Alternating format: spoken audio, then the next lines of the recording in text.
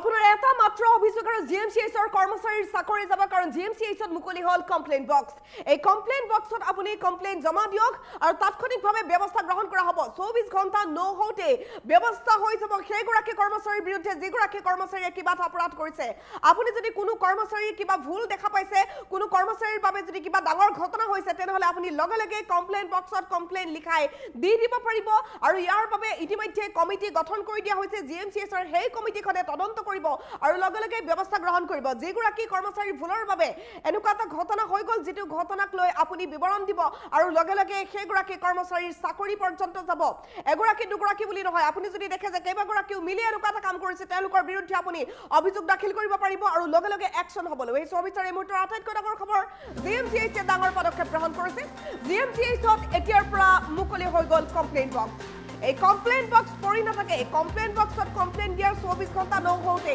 Action হ'ব এতিয়াৰ পৰা আপোনাৰ এটা মাত্ৰ অভিযোগ আৰু অভিযুক্তৰ চাকৰি লগে লগে যাব চিকিৎসক নাৰ্ছৰ দুৰ্ব্যৱহাৰ বা যিকোনো গাফিলতি দেখিলেই লগে লগে খবৰ দিয়ক জিএমচিএইচ এনআইচিইউত নৱজাতকৰ মৃত্যুৰ পাছতে হাহাকাৰ লাগিছে জিএমচিএইচৰ অধ্যক্ষক মুখ্যমন্ত্ৰীয়ে কঠোৰ ধমক দিছে আৰু ইয়াৰ পাছত নতুন ব্যৱস্থা কৰি দিয়া হৈছে জিএমচিএইচত ৰোগী আৰু ৰোগীৰ আত্মীয়ই পোনপটীয়াকৈ দিব পাৰিব অভিযোগ আৰু তাৰ বাবে অভিযোগৰ এটা বিশেষ বক্স মুকলি কৰি দিয়া হৈছে দিনৰ 11 বজাৰ পৰা দুপৰীয়া 1 বজালৈ আপুনি অভিযোগ লিখাব পাৰিব অভিযোগ দাখিল কৰিব পাৰিব আৰু এই অভিযোগৰ তদন্ত কৰিবলৈ বিশেষ কমিটি আছে আৰু কমিটিখনে তদন্ত কৰিব 24 ঘণ্টা নহওঁতে তদন্ত হ'ব বিচাৰ হ'ব লগে লগে একচন হ'ব জিএমচিএইচৰ এনআইচিইউত হোৱা সেই বিশেষ ঘটনাটোৰ পাছত এনেধৰণে এটা ব্যৱস্থা গ্ৰহণ কৰা হৈছে জিএমচিএইচৰ অধ্যক্ষক ইতিমধ্যে মুখ্যমন্ত্ৰীগৰাকীয়ে কঠোৰ ধমক দিছে ৰোগী আৰু ৰোগীৰ আত্মীয়ক পোনপটীয়াকৈ অভিযোগ দিব পৰাকৈ কমপ্লেইন বক্স মুকলি কৰা হ'ল দিনৰ 11 বজাৰ পৰা দুপৰীয়া 1 বজালৈ আপুনি অভিযোগ দাখিল কৰিব পাৰিব জিএমচিএইচত মুকলি কৰা হ'ল কমপ্লেইন বক্স আটাইতকৈ ডাঙৰ আপডেট আমি জনাই আছো মুহূৰ্তৰ বিগ ব্ৰেকিং নিউজ জিএমচিএইচে কমপ্লেইন বক্স মুকলি কৰিছে এতিয়াৰ পৰা আপোনাৰ এটা মাত্ৰ অভিযোগত চাকৰি যাব অভিযুক্তৰ চিকিৎসক নাৰ্ছৰ দুৰ্ব্যৱহাৰ গাফিলতি দেখিলৈ আপুনি অভিযোগ দাখিল কৰিব পাৰিব জিএমচিএইচৰ এনআইচিইউত নৱজাতকৰ মৃত্যুৰ পাছতে এতিয়া হাহাকাৰ লাগিছে জিএমচিএইচৰ অধ্যক্ষক মুখ্যমন্ত্ৰীয়ে কঠোৰ ধমক দিছিল আৰু ইয়াৰ পাছতে এই বিশেষ ব্যৱস্থা হৈছে ৰোগী আৰু ৰোগীৰ আত্মীয়ই পোনপটীয়াকৈ অভিযোগ দাখিল কৰিব পাৰিব দিনৰ 11 বজাৰ পৰা দুপৰীয়া 1 বজালৈ দিব পাৰিব অভিযোগ নিশ্চিতভাৱে এটা ডাঙৰ আপডেট আমি জনাই আছো জিএমচিএইচত মুকলি কৰা হৈছে কমপ্লেইন বক্স আৰু এই কমপ্লেইন বক্সত আপুনি কমপ্লেইন লিখাই দি দিলে 24 ঘণ্টাৰ ভিতৰত হ'ব একচন আৰু এই একচন ল'বলৈ বিশেষ তদন্ত কমিটি গঠন কৰা হৈছে এই তদন্ত কমিটিখনে চাব আপোনাৰ কমপ্লেইন পৰি নাথাকে পিছদিনাই লগে লগে একচন হৈ যাব জিএমচিএইচৰ এনআইচিইউত নৱজাতকৰ মৃত্যুৰ পাছতে বিশেষ ব্যৱস্থা গ্ৰহণ কৰি দিয়া হৈছে নিশ্চিতভাৱে এই মুহূৰ্তৰ আটাইতকৈ ডাঙৰ আপডেট বিগ ব্ৰেকিং নিউজ আমি জনাই আছো জিএমচিএইচত এতিয়াৰ পৰা কমপ্লেইন বক্স থাকিব যি কমপ্লেইন বক্সত আপুনি লিখাব পাৰিব আপোনাৰ কমপ্লেইন যদি কিবা থাকে আপুনি সকলো লিখাই থৈ আহিব পাৰিব আৰু সেই কমপ্লেইন বক্সত দিয়া কমপ্লেইন মতে একচন হ'ব মুখ্যমন্ত্ৰী ডক্টৰ হিমন্ত বিশ্ব শৰ্মাৰ ভাষ্য আছে শুনাব বিচাৰিম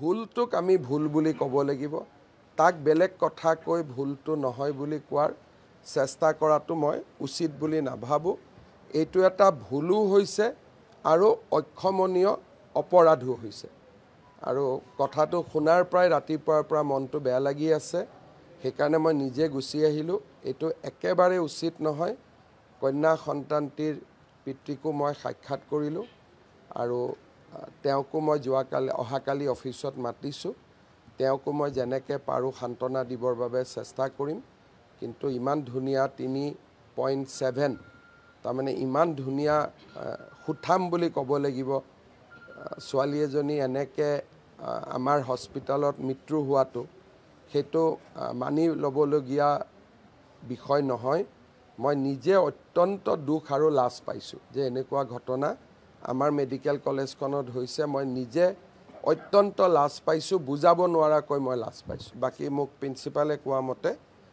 বাকী দুজনৰ কোনো নাই আৰু তেওঁলোক বাগৰি পৰা নাছিল তেওঁলোক অকণমান হালি আছিলে গতিকে তেওঁলোকৰ কোনো অসুবিধা হোৱা নাই বাকী দুগৰাকী ডিসচাৰ্জ হৈছে এই সন্তানটিয়ে যিটো কন্যা সন্তানগৰাকীৰ মৃত্যু হৈছে কালি ভিডিঅ'টো চোৱা যাওক যে কি পৰিৱেশত হৈছিল আৰু মই চালে বিষয়টো নিৰপেক্ষ নহ'ব গতিকে ইনকুৱাৰী কমিটিয়ে গোটেই বস্তুটো চাওক আৰু অহা কালি মই আমাৰ কমিশনাৰক আন মেডিকেল কলেজ কেইখনৰ লগতো এখন ভিডিঅ' কনফাৰেন্স কৰিব দিছোঁ যাতে এনেকৈ ফটোথেৰাপি ইউনিটত ৩-৪টাকৈ বাচ্চা তেওঁলোকে ৰাখি নথয় ক'ৰবাত যদি আছে।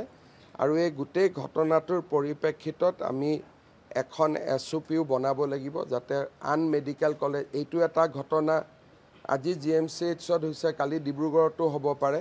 গতিকে অহাকালি মই আমাৰ সিদ্ধাৰ্থ সিং কমিশ্যনাৰ তেখেতক কৈছোঁ যে গোটেইকেইখন মেডিকেল কলেজৰ principal, head of the department আমাৰ পেডিয়াট্ৰিক্স আৰু গাইনিক লগত লৈ তেওঁ যাতে VC এখন কৰি সকলোকে ঘটনাটোৰ বিষয়ে জনাই দিয়ে।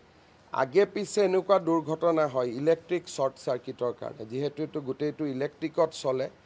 ইলেক্ট্ৰিক শ্বৰ্ট চাৰ্কিট হোৱা মই আগত শুনিছোঁ, কিন্তু এনেকৈ পৰি যোৱা এইটো ময়ো আজি জীৱনত প্ৰথমবাৰ শুনিছোঁ। তেওঁলোকে এইটো কথা ক'ব নাপায়, সেইটো কথা কৈছে যদিও মই আকৌ দুখ পাইছোঁ। কাৰণ এইখন মেডিকেল কলেজত প্ৰয়োজনীয়তকৈ অজস্ৰ ডাক্তৰ আছে, প্ৰয়োজনতকৈ অধিক নাৰ্ছ আছে, প্ৰয়োজনতকৈ অধিক ইয়াতে ৱাৰ্ড বয় ৱাৰ্ড গাৰ্ল আছে। আৰু কোনো ফালৰ পৰা এইখন মেডিকেল কলেজত ষ্টাফ কোনো সমস্যা নাই। মেচিন আটাইতকৈ ভাৰতৰ ভিতৰতে ভাল মেচিন আছে। এইখন মেডিকেল কলেজত এটা সময়ত আমি হাজাৰ হাজাৰ কোভিড ৰোগীক একেলগে চিকিৎসা কৰিছোঁ। গতিকে যদি কোনোবাই এইবোৰ কথা কৈছে সেইটো দায়খৰা মন্তব্য, আৰু সেইটো মন্তব্যক মই মানি নলওঁ। কাৰণ মই যেতিয়া আগতে মেডিকেল কলেজত আহোঁ, আজিতো অহা নাই, এইখন মেডিকেল কলেজত মই 1000 বাৰ আহিছোঁ। ভৰি দিব জেগা নাছিলে, খোজকাঢ়ি যাব নোৱাৰি ইমান মানুহ। আজিতো মানুহেই নাই।